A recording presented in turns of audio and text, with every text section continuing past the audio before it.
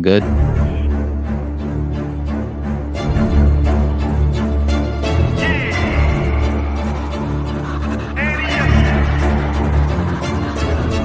Can't accept the loss, I'm hard-headed. There's a little bit of madness to my method. Many falling off that fine line that I'm treading. I risk anything to be great, and I'm not letting nobody rob me of my victory. Number one, that's what I'm meant to be. When by any means, only thing that makes sense to me, I can make nice or make history. I got that dog in me, yeah, turn me up. Big energy, got the crowd going nuts. I got that dog in me, yeah. Any up, I take on anyone. I don't need a one-on-one. I got that dog in me, yeah. I'm talking all bite, no bark. I could rip your squad apart. I got that dog in me. So what's up? Yeah. So what's up? And how you doing today? This is Med. That is Seth. How you doing? Happy 2025. Happy 2025. We are back for the first time in the last 2 weeks. You can enjoy my squeaky ass chair. And we're just going to try to go through as quickly as possible. How was your Christmas? It was good, man. Yeah, weather was great up in Tennessee. So, yeah, unfortunately, we couldn't get a win. But overall, it was a good Christmas. How was y'all's? It was pretty good for the most part. We went up to Greenville, South Carolina, got to hang out up there for a little bit. It was cold. Oh, yeah. Well, Could be worse. 2 years ago, it was like 0 degrees. So this year was a lot better. Yes. And it could be definitely worse than what we saw yesterday when we saw the Ohio State playing Oregon. That was just devastating. We're going to just go ahead and get right on into it, folks. Thank you for coming in and being a part of us today. Awesome. Hey, back it up. Back at you. Happy New Year's, buddy. Happy New Year's. All right. So OSU basically just curb stomped Oregon right from the get-go. Jeremiah Smith really kind of solidified himself as probably the top receiver in the nation right now. Torched Oregon, to say the least, for 7 catches, 187 yards, and 2 touchdowns. Ohio State had a 34-0 lead with 2 minutes and 59 seconds in the second half left before halftime. Unbelievable. I mean, I never would have thought it would be total domination like that, judging from their previous matchup, which was, in Oregon. But it just seemed like they could do no wrong. Will Howard was on fire, and usually he's just kind of like a Brock Purdy game manager. I mean, he's a solid quarterback, but he never usually has this kind of efficiency. And then the running game between Judkins and Henderson just ripped it apart. Yeah, I mean, unbelievable. Oregon has a pretty good defense. Yeah, and they look like a Pop Warner team in this game. I mean, and also, like you were talking about with Will Howard, I mean, the pass was just phenomenal. I mean, the guy's hand was in there. It was like nothing could stop him. Yeah, it's just like we talked about before the playoffs. Ohio State has the most talent, I think, of any team in this playoffs. They just, for whatever reason, just laid an absolute egg against Michigan. But when you look at these receivers, it's like an NFL receiving core. Mm-hmm. I mean, their number 3 and number 4 guy would be the best guys on Tennessee, for instance. Oh, yeah, so, definitely. Yeah, it's just it's a scary amount of talent between all the transfers they paid for and then the elite recruiting that they have. I don't know what Oregon it wasn't the best Oregon team that we've seen. Obviously, they didn't put out their best effort, but I don't know, man. I just think right now, I don't know if anybody could have beat last night. And, one of the other stats that really popped up and everything is Will Howard did not take a single sack. And it was just, you look at what happened was Dylan Gabriel, who was 3rd in the Heisman voting and everything like that. Of course, Travis Hunter, congratulations for the award. Yeah, definitely deserved that. Yeah. Gabriel was sacked 8 times. Man. So, I mean, when you're getting beat up like that, that's like watching Caleb Williams playing football this year. I mean, that's true. You feel kind of bad for him. And, Jordan James, who was a 1,200 yard back, almost 1,300 yards rushing this year, he was held to just 7 carries and 14 yards. I mean, It was just that kind of a beatdown. Did he ever come back in the game after the injury? No. Yeah, no. I mean, kind of the same thing happened to Dylan Sampson against him. He played 1 series and he was done with injury. Yeah. But like you said, on Ohio State protecting their quarterback, this offensive line has had some serious injuries throughout the season. So it's a testament to those guys that have moved around, and kind of filled in what they're, not their normal position. So yeah, it's just total domination, like you said. That's all you can really say. And another game that's going on right now, I'm going to quickly add it onto the screen. Oh, is there a game happening right now? Oh, yeah, there is a game going on right now. Gunnar Stockton, of course, is being the man for Georgia, but unfortunately, the rest of the team is kind of getting outplayed as well. So right now we're looking at Notre Dame 23, Georgia 10, completely not what I would thought would be happening right now, but it is what it is. Yeah, I mean, it's a really tough break to lose your quarterback going into the playoffs. And I know Gunnar Stockton played well in that SEC title game, but Notre Dame has had, 3 weeks, to look at the tape, whereas Texas didn't have any idea, that he was going to be coming in that game. Nobody had ever seen him play before, really. So, Notre Dame had a little bit of an advantage. And Gunnar Stockton, 5-star recruit, but guy does not have a 5-star arm. I don't know if you've seen him play much in high school. Played at a really small school in Georgia. I can't remember, like Rabun County or something. But yeah, he's from Georgia, folks. He's a like a blue collar type guy, Stetson Bennett type guy. But he just doesn't have elite arm, basically. But he's a good runner, scrambler. I just don't think he's ready for this moment. This is just a lot for a redshirt sophomore, I believe. If that. Yeah, and he's barely played before. I was going to say that he didn't really get any significant playing time until Beck went down. So. Yeah, and that Notre Dame defense is outstanding. I know they lost that one game that they shouldn't have lost, but the running game for Notre Dame and their defense, outstanding. And then Riley Leonard, he's like a better version of Gunnar Stockton right now. Just I agree with more that. Experienced version. I was going to say Leonard Riley, the simple fact that or Riley Leonard. Yep. Sorry, I dyslexia, folks. No, but it just seems like with Leonard, the way that he was able to carry Duke last year, you kind of saw that coming up when he went over to Notre Dame. Now, of course, last year we were all on who was the quarterback? Sam Hartman. Yeah. With Wake Forest, who is a completely different player as from what Riley Leonard is. Well, run first, run second, run third is what it seems to be with Notre Dame's offense, with a pass here and there. But that's with Love and Price at running back. I mean, that's just an incredible duo. Besides Ohio State, that might be the best running back duo in the country. I agree with that. So going from one game to one of complete domination, Penn State, Boise State, we kind of saw this coming. I mean, I hate to say it like that.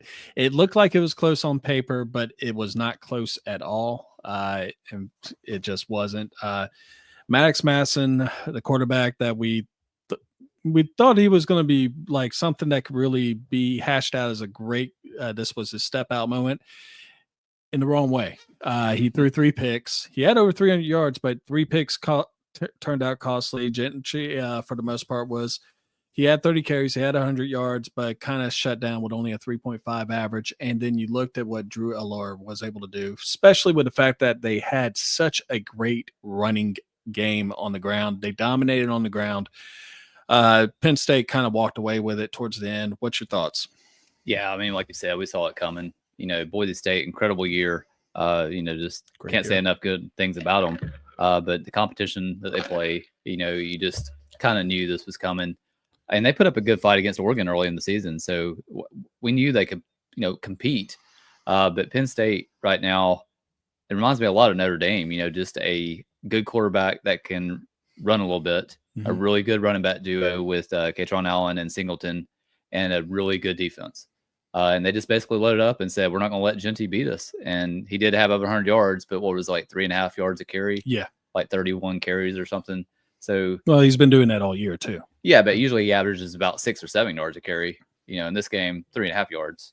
So, they weren't going to let him beat them. And the quarterback, I just think he wasn't, kind of like Stockton, just not ready for this moment. No, he wasn't.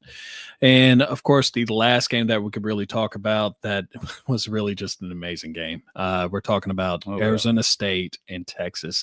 At first, when this game was first going on, Texas was seemingly walking away with it. They were up 17-3.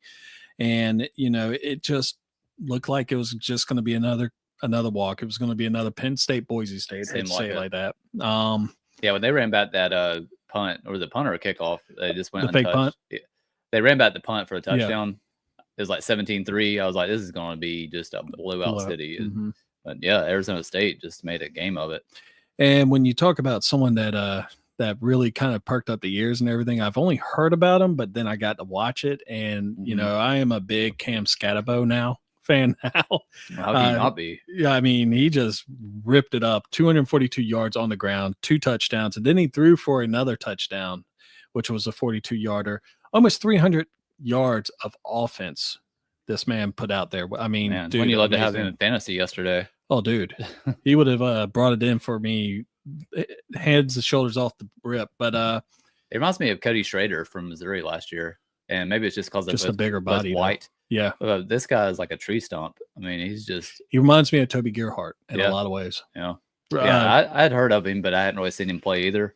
And you know, when you throw for a touchdown, run for 2 touchdowns, and catch almost 100 yards receiving, you know, it's like Shit, I didn't even think about the 100 just- yards receiving. ridiculous. So yeah, he kept him in the game, and I mean, Levitt finally came alive in the second half. Mm-hmm. Texas's offense just went in the shell. You know, after that punt return, it was like, they don't do anything. I mean, you have all these playmakers, but you know, yours finally got it turned around at the end. I think at the moment that where you could actually feel the momentum shift was when the safety happened. And when that happened, I mean, no one thought you were figuring that it was going to be another walk. ASU's defense was actually playing pretty good up to that point. Yeah. And then when that happened, it just started, you could feel the momentum starting to shift a little bit. A big splash play here. We had the fake punt that, you know, they played. It didn't lead to anything, but you started to feel a little bit more assertion from the offense and from the coaching staff, basically pulling out all stops. Quinn Ewers had a great game as well, 322 yards passing, 3 touchdowns, and a very costly interceptions towards the end that luckily he didn't hurt him, and he had a rushing touchdown. So he accounted for probably, I would say, 70% of the offense. Yeah, Texas. they couldn't do anything on the ground. Their running game was pretty much shut down. But I mean, Texas, come on, do you have a backup kicker? Is what I want to know. Because between the Georgia game and this game, that curly-headed guy has got to go. Bird Auburn. I mean, that game shouldn't even been in overtime. He is missing chip shots out there. It's like, what's going on? Your exact words. We have a text message group between the 2 of us and a couple of our friends, and the first thing Seth said was he just needs to go ahead and take his equipment and just turn it in. I mean, I felt kind of bad for him, but man, come on, it's your only job, and you're a senior. Yeah. And not only that, he's the leading scorer in Texas history, Texas Longhorn history. Some guys just can't handle the big moments, and obviously he can't. That might haunt him in the next game. Well, probably in the next game, but I was going to say, if he had any NFL scouts looking at him, they probably like casting a big eyebrow right now at him. And now they got Ohio State next, so I mean, he better be making some kicks next game. So predictions on Ohio State, Texas. Oh, you know I'm going with. I picked them to go all the way. Picked them to go all the way. He's going with Ohio State. I picked Texas. I'm a little doubtful at this moment, but we'll see what happens. I do think it'll be a great game because I think it's probably the 2 most talented teams in the playoffs, and 2 really good quarterbacks. I mean, just both teams are loaded, but I just think the Ohio State Buckeyes right now are just on fire. And with 2 minutes to go, Notre Dame is up 23-10 on Georgia. Good. So, unfortunately, that's going to suck for me with my eliminator playoffs. So. Yeah, I mean, and I usually don't root for the Bulldogs, but the SEC has been, taken behind the shed lately. So go and say what exactly you said the other day. Y'all getting bitch slapped. Yeah. It hasn't been good against the Big. Is it still called the Big Ten? I don't know. It's still the Big Ten, but it feels like they're Big Daddy right now. Yeah, I was about to say we need to change their name. Yeah, they might actually be able to. For the longest time we've been hearing that it's the SEC and Big Ten, and we've always been able to say we're both SEC teams, but we've been able to say like we're the best conference. But right now it doesn't feel that way. It looks like we're just getting stomped. No, I mean maybe it's an aberration this year, but yeah, they for sure have the title for this year anyway. Yep. All right, so we're going to go ahead and switch over to the NFL playoff picture. There's not a whole lot. It's a lot cut and dry. So this is our 3 and out. This is basically where we're talking about some of the headlines and everything like that. And one other player I forgot to mention was Matthew Golden, 7 catches, 149 yards, 1 touchdown. So I mean, he balled as well. Yeah, they've got some elite receivers at Texas. I feel like they don't use them enough sometimes. So yeah. So right now, looking at who's in the high and when everything is, it's pretty much almost crystal clear. You have the AFC, which is down to 3 teams. Broncos, of course, are the current 7th seed, but a couple months ago JB, you might like this. I predicted the Dolphins would make the playoffs, and they have a chance. It's a small one. Broncos have to lose. They have to win, and then they might be in. But the Bengals are the third team that could possibly do this. They can upset the Pittsburgh Steelers. They're in the playoffs, but they have to have Miami and Denver lose. Yeah, What's your thoughts? 8% chance. That's not very high. But yeah, I mean, I think the Bengals of those three teams would be the scariest in the playoffs. But the Broncos overall, I think, have had the best season. And now with Mahomes not playing this weekend for the Chiefs, I think it sets up really well for them to pull this one out. I believe they're at home.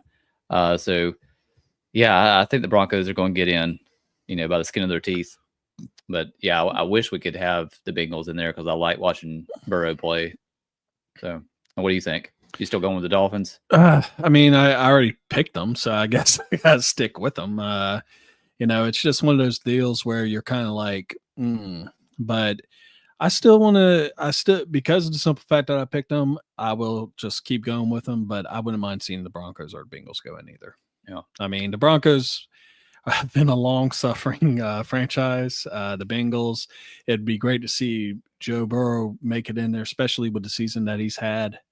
But I'm still just going to say the Dolphins for right now. What's crazy is the Falcons have a good chance of getting in, and you're going to have these two of these three teams sitting at home watching. Mm-hmm. And I think any of these three teams could just beat the Falcons down. So, yeah, it's a shame. But, I think the Broncos, just their body of work, they've had obviously a really good season. I think they had a little luck with the Chiefs sitting Mahomes. No, definitely. They definitely are lucking out. And with the NFC, it's basically down to two. Mm-hmm. And it is for the NFC South. The only two teams that are really playing for anything are the Bucks and the Falcons. Of course, I know who you want to win, but who you think is going to get this? And they're both playing scrub teams. Falcons are playing Carolina, and which could be an upset. Yeah, I would. And New Orleans playing the Bucks, which. I mean, I'm pulling for my Falcons, but honestly, I think the Panthers might upset them this weekend. I don't know. I just know Penix has looked okay, but the Panthers have been scrappy this year, and I just don't have any confidence in the Falcons in big moments. Mm-hmm. I guess I'm just beat down. That battered wife syndrome. So battered bear syndrome. I really think it would kind of be a shame if Tampa Bay didn't get in because I feel like they're the better team, even though the Falcons have beaten them twice. So the proof is there, I guess, but I just feel like Tampa Bay is playing better. I don't know. I'm going to go with Tampa Bay getting in. Okay. No, I agree with you 100%. So I guess we need to go ahead and talk about some of the games that are coming up. We kind of briefly passed up on the Bengals. We could do our predictions right now, or we could talk about the Pro Bowl snubs. No, let's do predictions. Predictions. All right. So one game that's coming up will be the Vikings and Lions. It's going to be a huge one because whoever wins this gets the number one seed in the NFC playoffs. Huge stakes. Pretty much Packers are locked in at 7.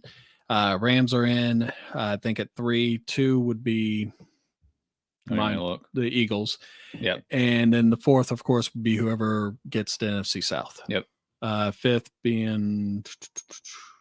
Well, if they lose, 5th would be the Vikings, I guess. Yeah.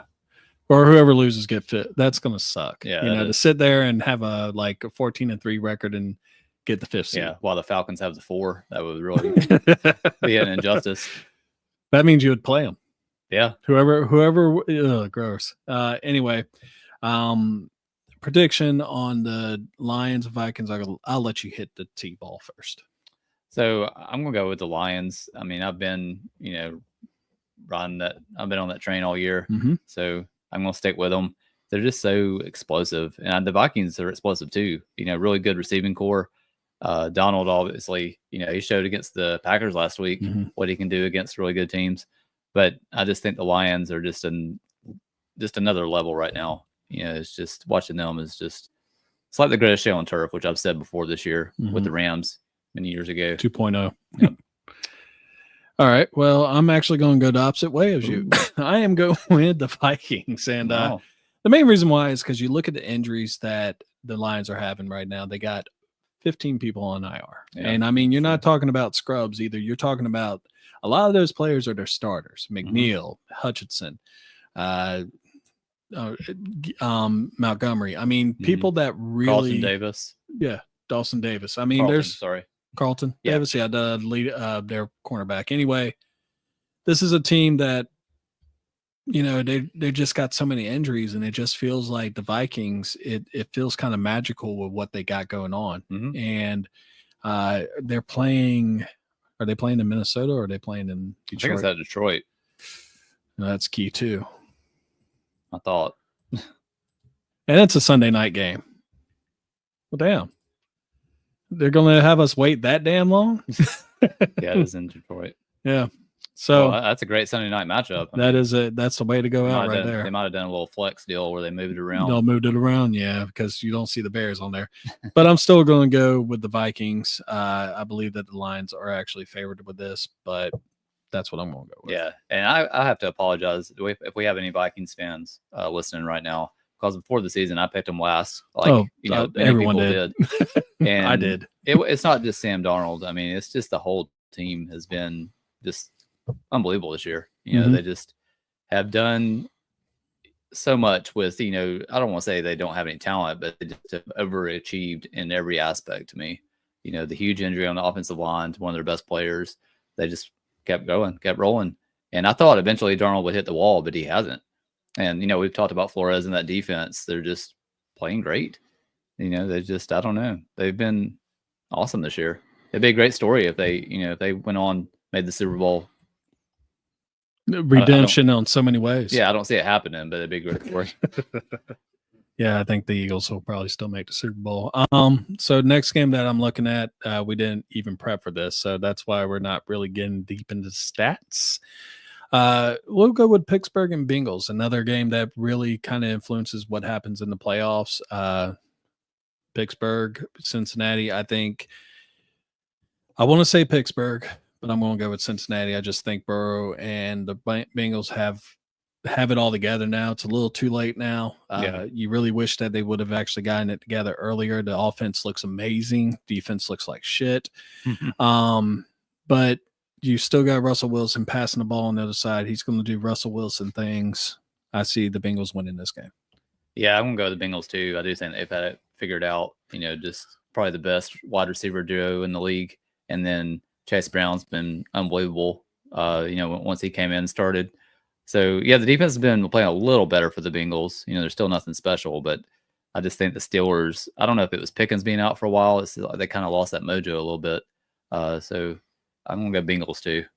Okay, I like it.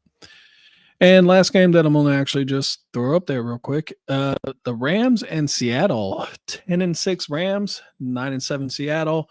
Game doesn't really matter anything, but people are going to be playing either for pride or for pride. What are you thinking? I'm going to take Seattle. I don't really feel like I don't know. I don't know if the Rams are going to sit many people in this game, but I don't feel like the Rams are going to be playing, you know, all out. They might play their guys like a half and maybe sit them in the second half. And then hope that the second stringers just hold it. Yeah. I mean, I don't know. I think Seattle's still a really good team. They're just really young, and I think they have some bright years ahead of them. So I'm going to go with Seattle. I like it. All right. So we're going to go ahead and take a quick break, which is going to be every bit of like 5 seconds. So Right back. We'll be right back for a 6-pack and then shalom. Sometimes we agree with it and sometimes we don't. This is buy or sell. So I wasn't lying when I said we're going to be right back. Wow. A whole 6 seconds. Yeah. So trying to keep the in-between intros a little bit closer together. So it is final now, 23-10 Notre Dame. Yeah. I was looking at it for a second. I was like, geez. Sorry, Patrick. I was actually pulling for you all this time. Did that hurt when you said it? I mean, it doesn't break my heart they lost, but I really don't like seeing the SEC treated like that. Yeah, no, like the redheaded stepchild. You know, this is something that's usually reserved for like Big 12 or Mountain West or something. All right. So 6-pack of questions. Basically what happens is that there is over the week, I see 6 things that have popped up that really kind of perked my interest. Sometimes Seth brings it up. Last week, 2 weeks ago, he did it. This week, I did it. and typically, usually it's football driven, but there is one basketball one in here. So we're going to go and start with the big ones, and then work our way to the basketball one. First one, let me see if this is the right one. It is. Oh, baby. It feels good when I actually hit the right Sounds button. so fresh. It does. Number one, if you were a team that Aaron Rodgers would be interested in, would you bring him in? Hell no. I don't care who you are, any team out there. I'm not bringing Aaron Rodgers in.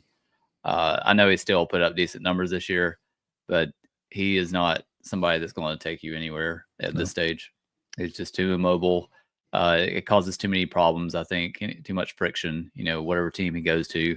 And you've seen this year with Brees Hall, with Wilson, their numbers have declined, even playing with a guy that you thought was going to be a lot better than Zach Wilson. But, I know Devontae Adams came in and he put up pretty good numbers with Aaron Rodgers, but it's like, what motivation would you have to bring this guy onto your squad at this point? Between his salary, his lack of mobility, sometimes his overall just demeanor and attitude, I just can't see any upside to doing it. And so I actually did I saw a quote by Keyshawn Johnson. I'm going to try to pull that up while I'm talking to y'all. And it was just, he went all in on Aaron Rodgers with this quote. And I was like, oh my God. All in a bad way, I guess. Oh, he ripped him apart, dude. But anyway, if you look at as far as, and I found it, I think.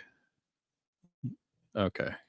Yeah, I'll read that in a second. But first, my take on it is, when I was reading up on this and everything, he was originally Woody Johnson, the owner of the Jets, who has been applauded as being one of the worst in the NFL. Yeah, not a title you really want to have, but he actually went up to the coaches and they had to talk him out of it, but he wanted them to bench him after the week 4 loss. And I was kind of shocked to actually hear that, but they were like, Saley, who eventually got fired, not because of Rodgers. And whoever the offensive coordinator was, they were like, no, you need to keep him in there. And it was just not good. It wasn't good. Also, it was his idea to bench himself when Tyrod Taylor came in there during the Bills. Oh, was it really? Yep. He said that he was like, go ahead and put him in. We're already getting our shit pushed in. Let's go ahead and just let him play for a little bit and go for it. But I have a quote here, and I'm going to see if I can pull it up real quick so that way y'all can read it with me. Boom. All right. So here we are. In this quote, Keyshawn Johnson says, "You decide to take your ball and go home because you won't be getting your way." Johnson said, "You quit on your team, man. I'm not going to be nice to Aaron Rodgers like that. I thought he was on a mission to convince them, the Jets, that he should come back. Based on what he did yesterday, I don't want to be nowhere near him. He took his ball, went home." That's exactly what he did. He took his ball, went home because he wasn't getting his way, and the Bills were kicking his rear end. What the hell is wrong with Aaron Rodgers? Yeah, there's a lot of things wrong with Aaron Rodgers. Yeah, we're talking about he put up decent numbers this year, but I'm going back to the schedule, looking at the games, and anybody that had a pulse, any good teams, he pretty much struggled. The only team that he played decent against, that's, I guess, a playoff team, were the Texans. Any other game, you looked at his numbers, his good numbers. New England twice, he had pretty good games. Indianapolis Colts, he had a pretty good game. The Dolphins and the Jaguars. He only had 2 games where he threw for over 200 yards twice, right? Yeah, well, he had like about 5 or 6, but over 200, you said, or 300? Over 200. Oh, yeah, he had several. He had 1, 2, 3, 4, 5, 6, 7, 8, 9, 10 games. For some reason, I thought he had worse than that. Well, he didn't start off too good. He had a couple pretty rough games, but he played better. The point is, Aaron Rodgers isn't going to do anything to improve any team right now. I don't care who you are. So I don't think he's going to get signed by anybody. I think they should have done what the Falcons did with Cousins. Just pretty much say, just peace chill, out. Yeah, just chill over there on the sideline, just chill, and we'll pay you out whatever. Is he under contract for next year? No. Okay, so he wanted to come back, and there was 4 teams that were rumored to be. Who are these 4 teams? Because they are out of the mind. Who they are? Yes.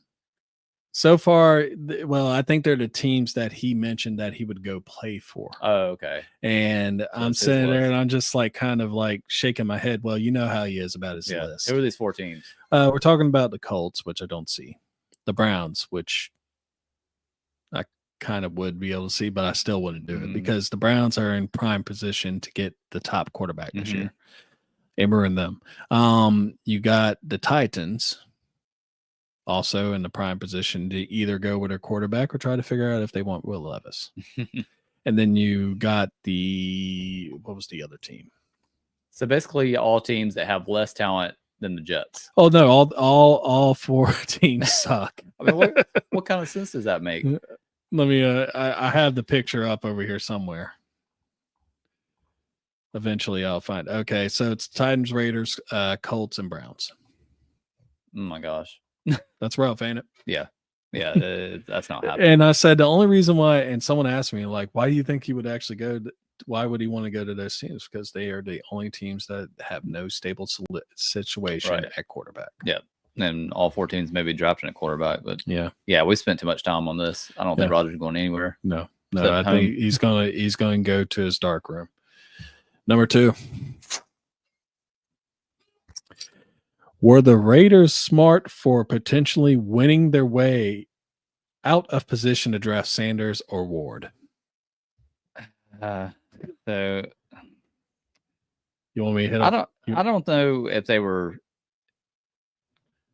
purposely doing it. I just think the Saints were so bad that you're playing against Rattler, coming in. So when you say it like that, it makes me think of that South Park episode where they're playing their baseball team and they're sitting there and they're purposely trying to lose to the other team so they could actually have their summer. Yeah, it's hard. It's hard to tank to another team that's tanking. Trying to tank. Yeah, I mean, Kamara wasn't playing. We're gonna suck more than you. They're playing at home, and I just don't think you can just lay down and just quit in front of your home fan. It's just not a good look. I mean, I think it would have been their best interest to lose, obviously. Just to have one of the top 5 picks. I think now they're down to like 6 or 7. Yeah, currently. 7. Yeah, so I don't know. I don't think Sanders and Ward are slam dunks, and those are the 2 guys that obviously are projected in the top 10. But I still think Sanders could possibly slip to 6 or 7. I don't think he blew anybody away with the bowl game performance. I don't think that was all his fault, but it wasn't a great way to go out for Sanders. Obviously, I think Ward will be gone before the Raiders pick. But who knows? Maybe they'll end up, if they pick later on for a quarterback, maybe they'll end up with another Bo Nix type guy. Well, that's who they wanted. Yeah, this past draft, but they tried to stay PAT and they weren't really trying to be aggressive about it. I mean, if anything, I think the Giants are the ones that really screwed up by winning. Yeah, no, I agree with that. So, but they're still in the position to probably get one of these 2 guys. Yeah. I just don't know. Ward, he's really a good player. I just don't know if either one of these guys have like the Daniels type upside. I don't see that, but who knows? Well, one of the things that I looked at and everything is since Derek Carr left, which a lot of people will tell you is not a big deal, but when you look at the fact that they've had 5 different starting quarterbacks since he walked, it's been a disaster. It's just been horrendous. I mean, you had Devontae Adams, arguably at the time when he left and joined your team, the best receiver in the league, then went to ass. Because he was with the Raiders, I guess, and Josh McDaniels. Let's just say the Raiders did get Bo Nix. Do you think they're a playoff team this year if they kept Adams and had Bo Nix at quarterback? No, because they wouldn't have Bowers, and Bowers has just been amazing. That's true. Yeah, Bowers has been amazing. Well, the other things that they have is, they could go after Sam Darnold. Yeah, I don't see Darnold going anywhere after. I think he should stay right where he is. And they said that another thing that popped up, and this is something that Antonio Pierce said, maybe we should run it back with Aiden O'Connell. Well, I don't think Pierce is even going to be there, so who cares what he says? All right, so next question up, bro. If Shane Beamer were able to have a boxing match with Brett Bielema, who would win? I got the stats on the weights. I mean, this is easy for me. Bielema's got the height. He's got the reach. I think Beamer would be struggling, just to land, some up that high. I do think Beamer is scrappy. Oh, yeah, he's scrappy. He seems scrappy out He's there. also 7 years younger. Yeah, that's true. I'm just going to go with Blima. I think Blima was enjoying that the other night, playing games with him, getting him all worked up. I hate to see it because I was hoping South Carolina was going to win, but if I had to pick somebody, I think Blima would take him. Oh, no, definitely. I'll send it after I looked at the size difference and everything like that. Belima has him by a good solid 7 inches, and he has also got 100 pounds on him as well. So even if it was a boxing match or even a wrestling match, Belima is going to probably KO him. And I like Shane Beamer. I like his spunk. He's done a lot for the Gamecock Nation and everything like that. They're starting to be competitive again. So yeah, I mean, you don't usually see coaches that just openly, blatantly taunt another coach like that. I mean, I kind of, read some about why he did it, but it's just not one of those things. If you're going to say something, say it after the game. Don't go on national TV during an injury timeout and just make it all about you. I didn't really like that look by Belima. No, and I agree with that. But the one thing I will actually say is that whenever you're,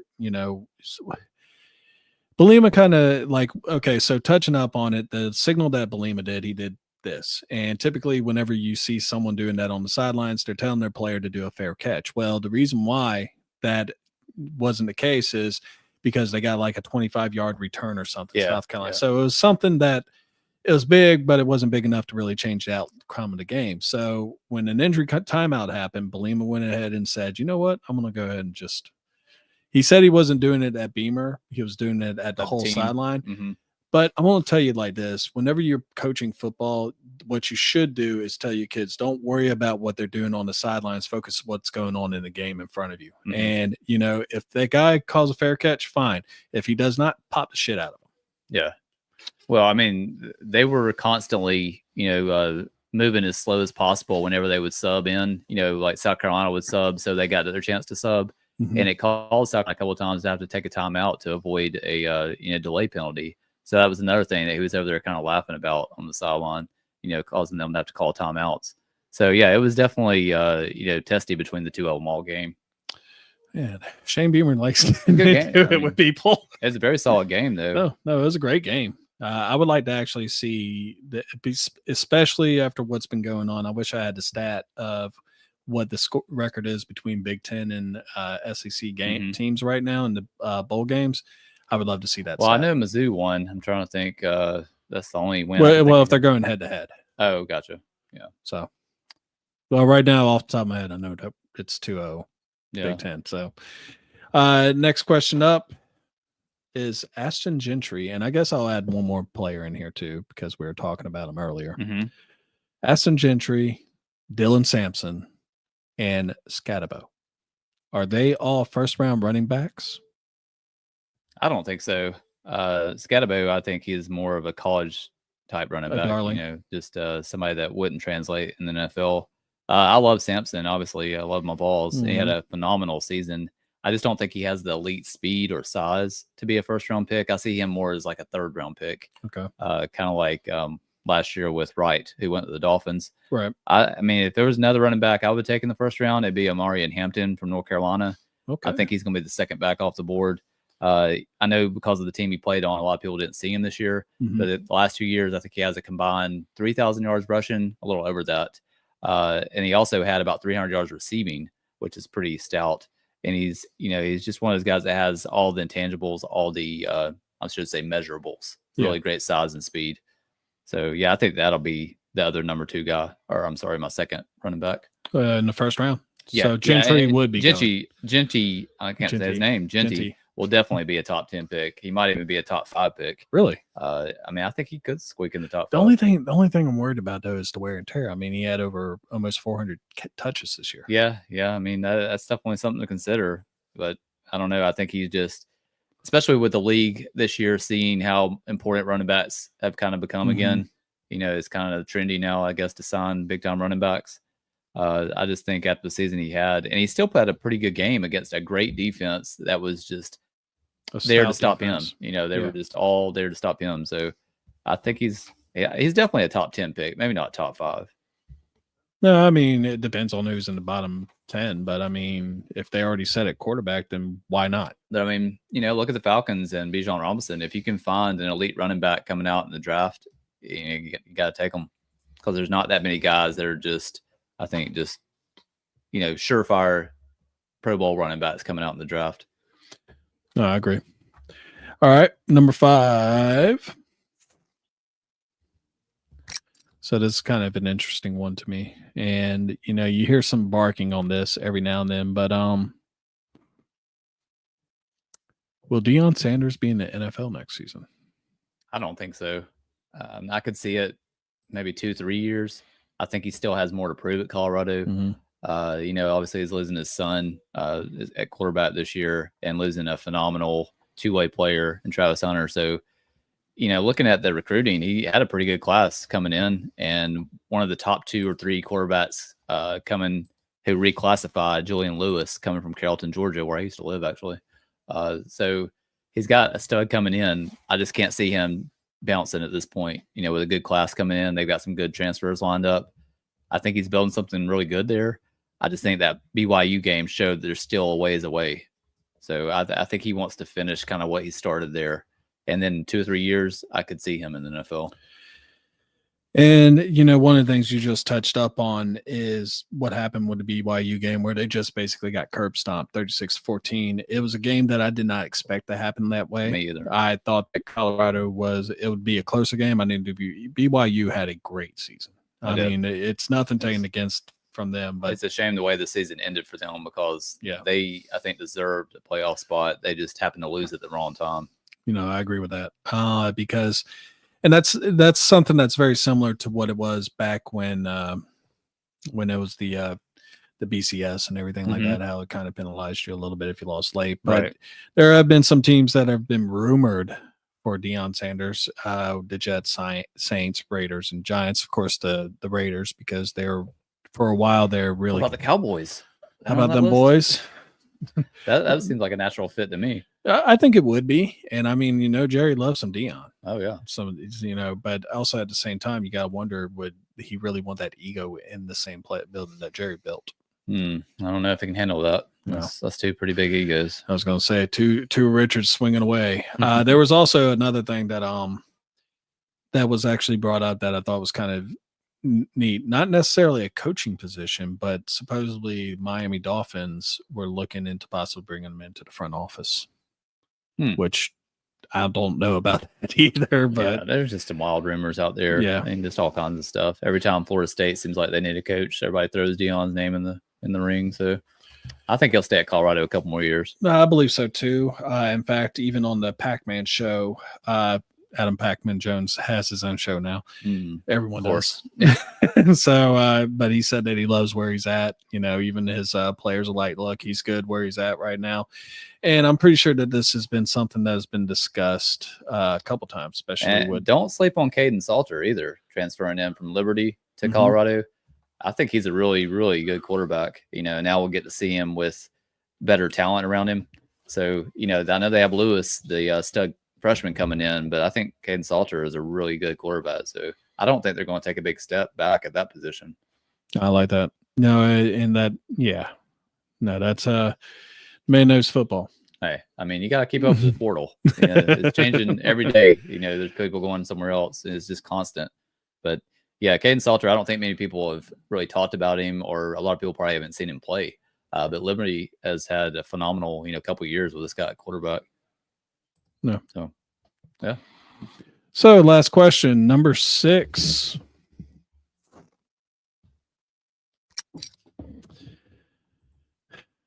What's next for Zion Williamson and the Pelicans? I think we had a conversation maybe about a month ago, something similar about Joel Embiid, whether or not it's time to kind of cut him loose, try to get something back for him. I kind of feel the same way with Zion. He's just one of those players. When he's healthy, he's just phenomenal. A phenom. Just love watching him play at his size to be able to do the things he can do. But he's only healthy about half the time. And not even that. Yeah. I mean, I don't know. I'm looking at. I don't know what the percentage. Right, what is the percentage? Out of a possible 451 games, 190. Oh my gosh. So it's I less didn't than realize 50. it's that bad. Yeah, no, it's pretty damn bad. Yeah, and this was the number 1 pick 2019. They said that there's you want me to pull up the chart on his how his contract plays out? Sure. All Let's hear it. right. Here I'll do this for you. I wish I had another screen so I could just pop it up for you so you could see it better. But so share screen.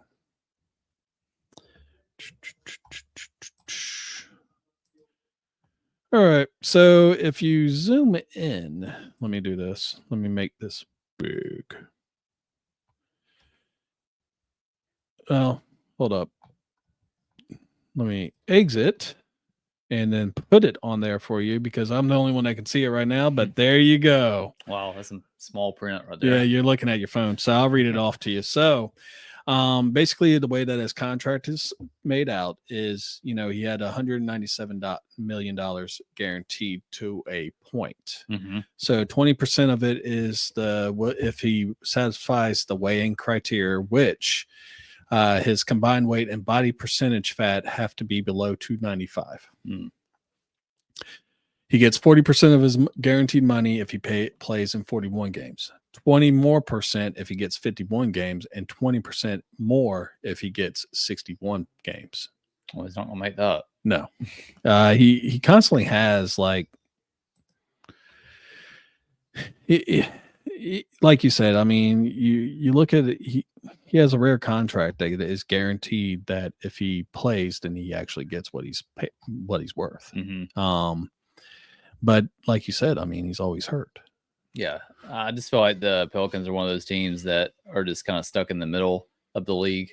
Mm-hmm. And even when he's healthy, I don't think they're good enough, to get in that upper echelon. So for me, I'm getting as many picks as I can possibly get for the guy. I know you don't want to like completely rebuild, but why do you think all of a sudden he's going to, start being healthy every year? Like what do you think is going to change? Contract year. Well, I mean, well, the only thing, I was a huge Sean Kemp fan. Mm-hmm. In fact, you see it, he is the one basketball player in our intro because I am a huge Sean Kemp fan. I'm a huge Shaquille guy. I was huge on big fellas that could actually ball. But the thing is when Sean Kemp went to Cleveland and during that NBA lockout, he found his fridge. And he found his neighbor's fridge too. Dude put on some weight. Like he used to be like a 210 trim, dunking from the damn foul line. And then he came back and he was like close to 300 pounds. It's like he was fat bastard, ate Sean Kemp and became Sean Kemp. But he was no longer soaring from the foul free throw line. So, I mean, it was just one of those things, like he looked like a space shuttle trying to jump up to dunk underneath the rim. It was bad. And, Zion still has the talent. He still has that drive. He's just got to be able to realize that he has to put in that work. You're no longer a high school kid that can, that is out playing like 5'11" power forwards. You're playing against some big guys that can thump too. And, it's bad. Yeah. Oh, I apologize for yawning. I just didn't realize Hawkins' record was this bad. It's like 5-29 or something, 5-28. Mm-hmm. And I know part of that's because he's been out since early November, but it seems like they're trying to find a trade partner for Brandon Ingram right now because the contract talks have kind of gone the wrong way. Oh, he's hurt too, ain't he? He may be. I guess I need to watch it more NBA because I'm not sure. But anyway, yeah, I think Williamson is one of those guys that, like you said, he's the rarest of talents, one of those unicorn kind of guys at his size. But I just don't see, it's just not a good investment for me. Mm-hmm. I'm getting picks as many as I can for him, trade him to a contender, somebody that's willing. Lakers always looking for a number 3 player. I mean, they don't mind trading picks. They don't even have a number 2 player. Yeah, well, I don't know. I mean, I just think at this point, even when Zion's healthy, I don't think the Pelicans are any threat, to really go very far. So I'm all about rebuilding, if you're kind of stuck towards the middle or bottom half of the league. Mm-hmm. But yeah, I love watching him play, and he's a South Carolina guy. So, I wish it would have worked out better. Yeah. So before we go and I did read up on some more NBA and everything like that. LeBron James said he feels like he could play another 5 to 7 years. Jeez. Is he trying to wait till his other son is in the league? I'm wondering. Well, he just got committed to Arizona. Mm-hmm. So, but what do you, I mean, me personally, I think it feels like it's time.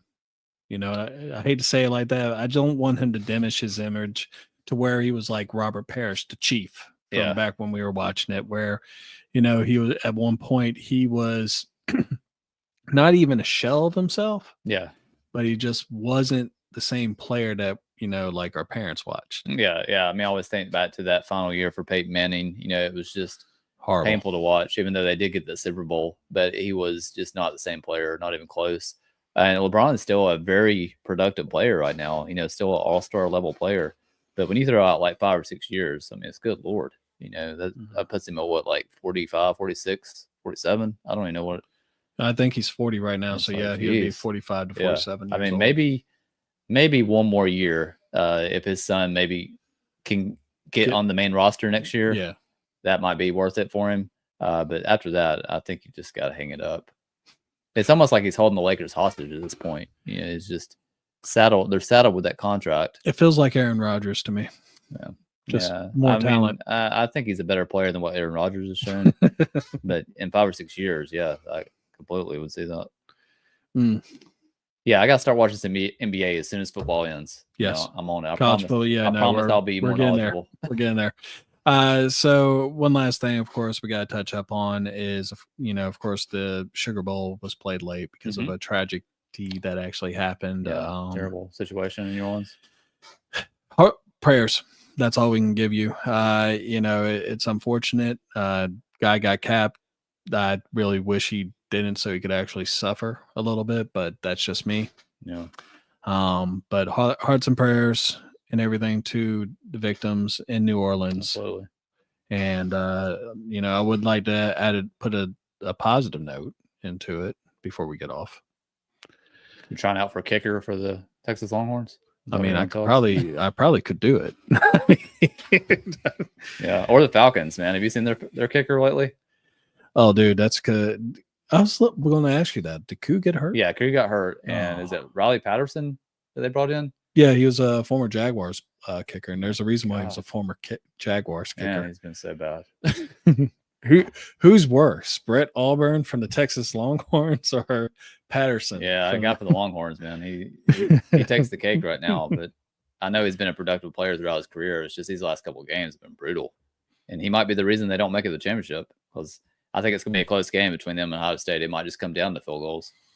What if he bust out the whooping stick with a 60-yarder to seal it? I would feel great for him, because right now I'm sure he just doesn't even want to go out in public, especially in Austin. Can you imagine if they would have lost that game?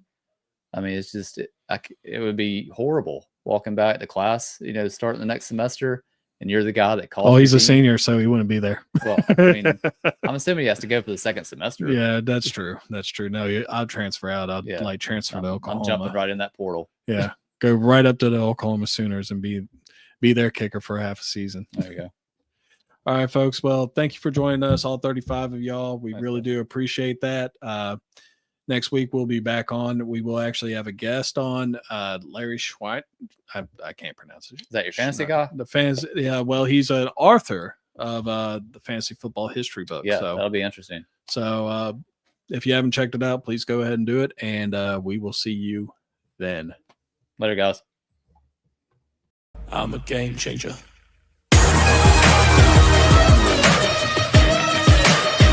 I'm a game changer. I'm a game changer. I'm a game changer. I'm a game changer.